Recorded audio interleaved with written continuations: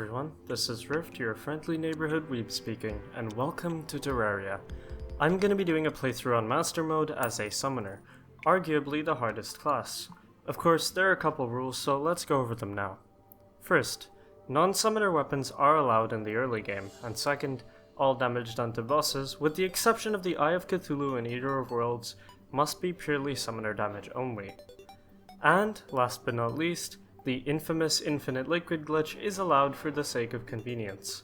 So, without further ado, let's begin. As with any other playthrough, we begin by pickaxing a slime to death, then chopping down some trees, and building a small wooden shack to call home. Some walls and ceilings later, our shack is complete. I add in some chairs, screw around with the walls a little bit, and begin to add a second floor. I screw with this corner for 2 minutes, fill in some more walls, and build a crappy dirt bridge for the guide. Safe and sound in my new shack, I then start to build some NPC housing. My shack was already starting to feel more like a house, and I proceeded to wait for the sun to rise. Although, after some questionable decisions, monsters infiltrated the house and I died. Multiple times. I then noticed that I had somehow acquired a green cap, which for whatever reason had more defense than my wooden helmet. I began the next day as any bootleg Luigi would do and chopped down some trees, after which I mined up some ore. I then decided to venture into the desert, where I killed an innocent dragonfly, and used some cacti to make cactus armor. I was now marginally stronger, and also more uncomfortable. I found some useless loot in a chest and waited out the night once more. And I was able to make some important items such as a furnace and an anvil. And I also crafted an iron pickaxe. Eventually, I got bored of waiting around for day and began to dig my elevator, and well, I'm sure you can guess how that went. Eventually, day broke, and I began to dig again. This time, I wasn't going to die. I mined ore. I crafted some torches and descended into the elevator once more. I descended once more, but with ropes. I managed to find some gem trees, which I quickly chopped down, and even found my first life crystal.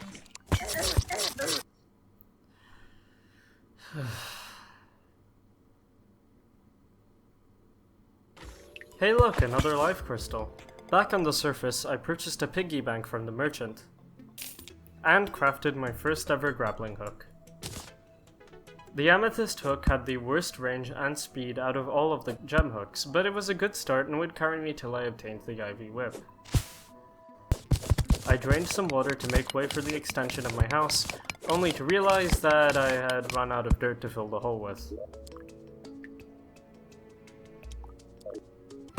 Next morning, I gathered up some dirt, finished filling up the hole, and began construction of the second part of my base. You know the drill, after some walls, some ceilings, some design upgrades, some more walls, and connecting the two halves, my house was finally beginning to feel like a home. I made some more minor adjustments, added a campfire, messed with the floors, and began expanding upward. I started placing in the walls, chopped down a few more trees, and placed in some more housing after finishing the walls. It was then that I noticed an item in my inventory after organizing my chests, creating categories such as blocks, plus, and blocks without a plus. The item I noticed earlier was the magical pumpkin seed, and upon clicking on it, I had a pet pumpkin. I decided to name him Jim. Jim and I ventured eastward, in search of my first real summoner's weapon. After a short time, we came across 3 living wood trees side by side, and inside the first one, by pure chance, was a finch staff. I had officially obtained my first actual summon, this is where my journey as a summoner truly began. We walked a short way to the snow biome to test it out, where I discovered my finch, whom I decided to name Tim, was extremely weak. Like, very weak. He was complete garbage. I camped out in the snow biome for a little while longer, using Tim to very slowly kill the monsters, and descended into the underground snow biome. I recollected some of the money I lost, and found myself a pair of flurry boots. Now that I had the ability to beat a snail in a race, I decided to continue exploring. I made some more chests to organize my stuff, and descended into the elevator yet again. I actually made some pretty good progress. I mined a bunch of ores, killed a skeleton very slowly, and placed ropes back up. I continued digging further down, and came dangerously close to drowning. I even managed to find Tom, the skeleton merchant, who sold absolutely nothing of value to me. And I later came across the glowing mushroom biome. Back at the base, I smelted some more of the ore that I had gathered into ingots, and crafted myself a war axe of the night. I then used a gravity potion to search for a sky island. Eventually I did find one, but I got a star fury, which was sadly of no use to me. Jim, Tim, and I traveled back into the underground snow biome. I decided to travel westward this time, and eventually, after topping some hills and crossing the desert, I came across the jungle. I found the entrance to the underground jungle and found a radar inside a chest. I then started gathering resources that I would use for the next two items I would craft, an ivy whip and a snapthorn. I very slowly killed some man-eaters. Found another fantastic but useless weapon. Very slowly killed some hornets. And collected their stingers. I also mined some ore. I didn't have enough resources to craft a snapthorn, so instead I made an ivy whip.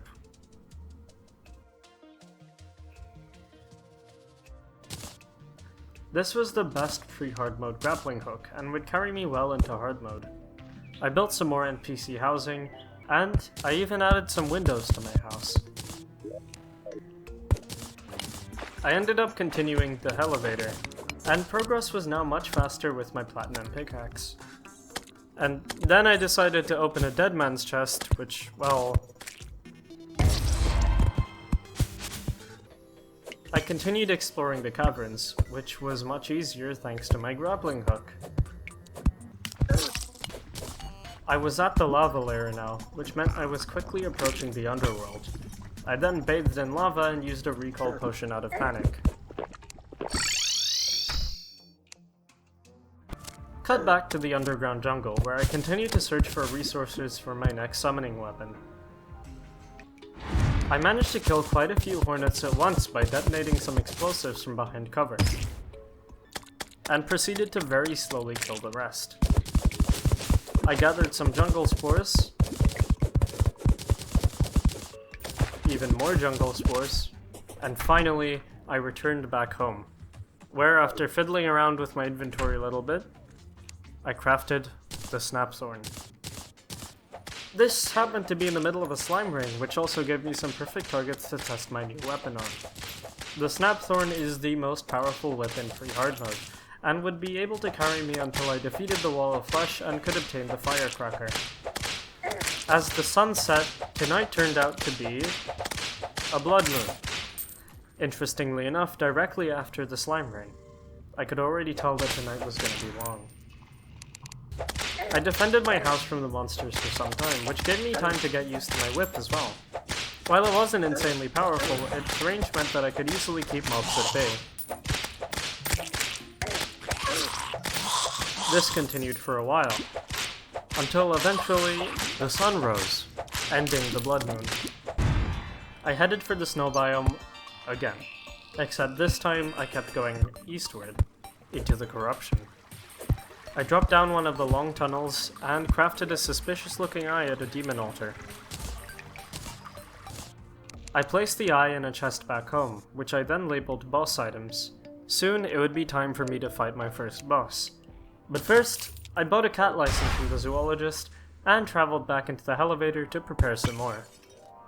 I found a bunch of life crystals, killed a ghost,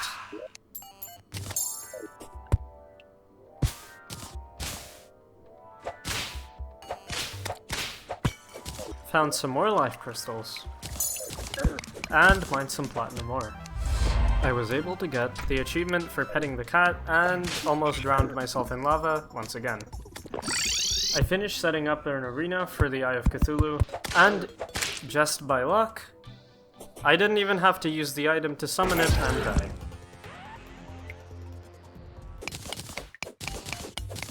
I mined some more platinum in hopes of being able to craft a full set, and eventually I was able to complete the armor by making a chestplate.